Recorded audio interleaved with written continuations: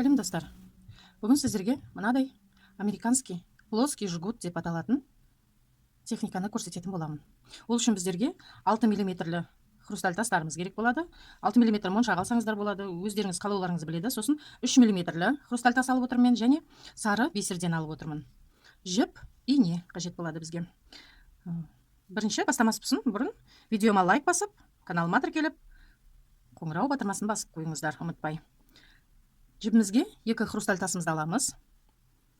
Кейін 5 бисер тереміз. 2, 3, 5. 5 бисер тасымызды алдық. 5 бисер. 3 мм бір хрусталь аламыз.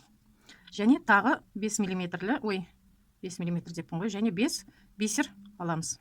3, 4, 5, 5 мм, 5 бисер тасымызды аламыз. Өткіземіз.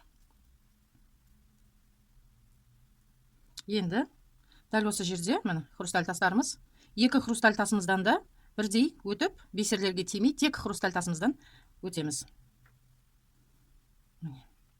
Енді дәл осылай 5 бисер, бір 3 мм хрусталь және тағы 5 бисер алып, 2 үлкен 6 мм хрусталь тасымыздың екінші шетін айналдырып өтетін боламыз. Міне достар, мен жіпке алып алдым 5 бисер, бір 3 мм хрусталь және тағы 5 бисер алдым жібіме.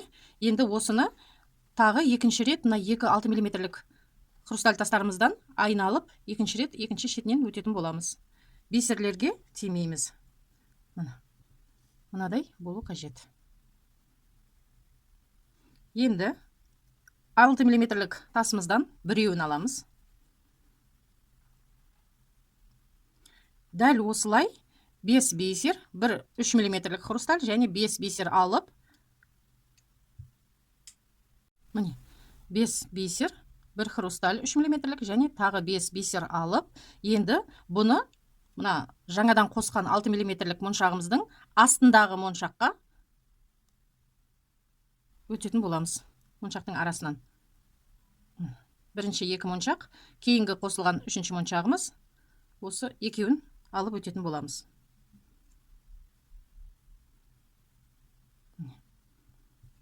Сонда қазіргі қосқан 5 бисеріміз, 5 бисер, бір моншақ бисеріміз, алдыңғы қосқан моншақтарымыздың, бисерларымыздың үстінен түседі. Енді тағы да дәл солай 5 бисер, бір моншақ, 5 бисер алып, екінші бетінен өтетін боламыз. Мінекей достар, мен тағы да алып алдым. 5 бисер, бір моншақ, 5 бисерімді алып алдым. Енді тағы да жаңадан қосылған үлкен моншағымыздың астындағы моншақтан алғашқыдағыдай тағы бір рет өткізіп аламын. 2 рет аламыз. 5 бисер, бір моншақ, 5 бисерден 2 реттен алып, үлкен моншақтарымыздың 2 бетіне өткізіп отыратын боламыз. Тағы да бір моншағымызды аламыз үлкен. Дәл солай 5 бисер, бір моншақ, 5 бисер алып, бір шетінен өткіземіз. Одан кейін тағы да 5 бисер, бір моншақ, 5 бисер алып, екінші шетінен өткіземіз. Одан кейін тағы бір үлкен. Дәл осылай қайталанып кете береді. Өзіңізге қажетті ұзындықты алғанға дейін, білегіңізге браслет болса, білегіңізге өлшеп отырасыз. Моншақ алқа болатын болса, тамағыңызға өзіңізге өлшеп отырып, осылай тоқып кете бересіз. Ең соңында жібіңізге 6 моншақ, 5-6 бисер өткізіп, мынандай колечко жасап, жібіңізді түйіндеп, бисерлардың, моншақтардың арасына қарай өткізіп жасырып қоясыз да, колечко қадап, карабин тағасыз. Екінші бетінде де 15 см қалдырғандықтан 5-6 бисер өткізіп, колечко жасап, жібіңізді жасырып, бисерлардың арасына, моншақтың арасынан өткізіп, жасырып, осылай міне колечко жасап, карабиндарыңызды тағып, браслет жасап ала аласыздар. Менімен бірге болыңыздар. Сіздеріңізге сәттілік.